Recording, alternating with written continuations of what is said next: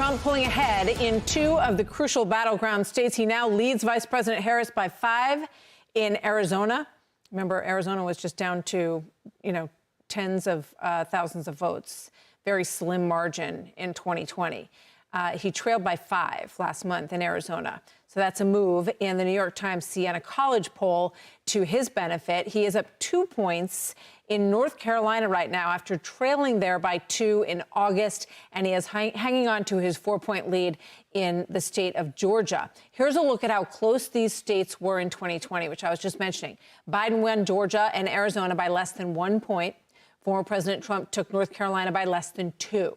So with that, let's bring in Tomi Lahren, host of Tomi Lahren is Fearless on Outkick, and Robert Wolf, former economic advisor to President Obama and founder and CEO of 32 Advisors, both Fox News contributors. Great to have you with us. I want to show you this by Harry Anton at CNN and our own Bill Hemmer, great board operators when it comes to really analyzing where these numbers are moving. Let's watch this and we'll get your take. Kamala Harris carries these Great Lake battleground states, but of course, Donald Trump carries North Carolina, Georgia, and Arizona, and that leads to 276 electoral votes for Kamala Harris to 262 for Donald Trump. This is what Democrats are hoping for. You're one shy with 19 electoral votes there in Pennsylvania. I haven't clicked on Nevada yet because you've got that one out here in Nebraska, which would be enough to give Kamala Harris the presidency. So obviously both sides, Robert Wolf, have a path to 270 at this point. Pennsylvania could be the deciding place, or potentially Nebraska, which has electoral votes that are divided up after they give 2 to the winner. They divide them up a little bit. Your take on where this stands right now, given his strength that we see now in the Sun Belt? Yeah, it feels to me that the vice president is a bit of an underdog still.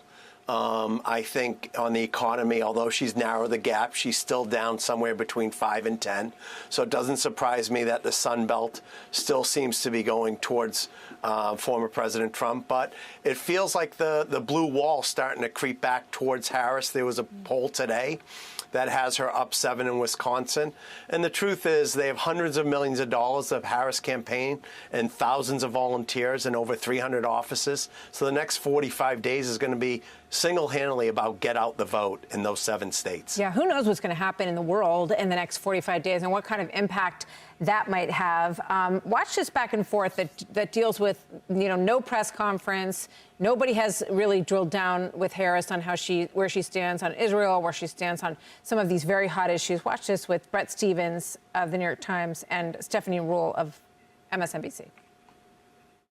The problem that a lot of people have with Kamala is we don't know her answer to anything, okay? But you know his answer to everything. I don't think it's a lot to ask her to sit down for a real interview as opposed to a puff piece in which she describes like her feelings of growing up in Oakland with nice lawns. Then I would just say to that, when you move to Nirvana, give me your real estate broker's number and I'll be your next door neighbor.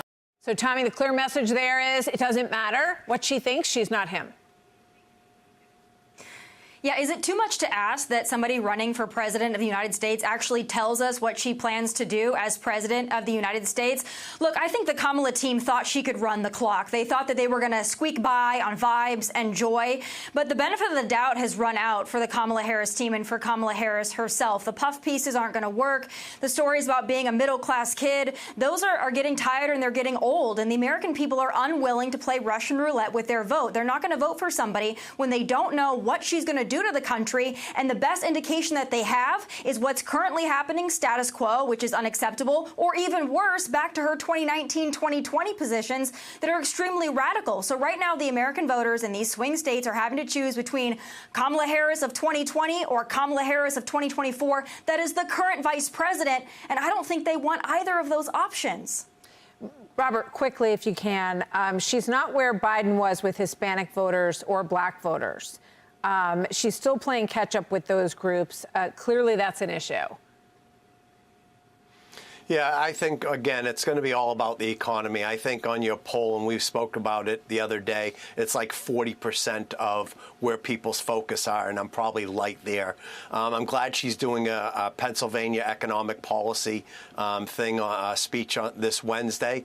And listen, we have to make sure that she has more substantive interviews, to your point. Robert, do you think the interviews aren't going well? When you look at Oprah and you look at these long-winded answers, even Oprah had to sort of jump in and say, can you please answer his question real quick? I think they're going well because I didn't see the Oprah one, but I saw the ABC Philadelphia one, and I thought that actually that was a great interview. So I missed the Oprah one. All right. Thank you very much. Thanks, Tommy. Thanks, Robert. Thank you, guys. Hey, Sean Hannity here. Hey, click here to subscribe to Fox News YouTube page and catch our hottest interviews and most compelling analysis. You will not get it anywhere else.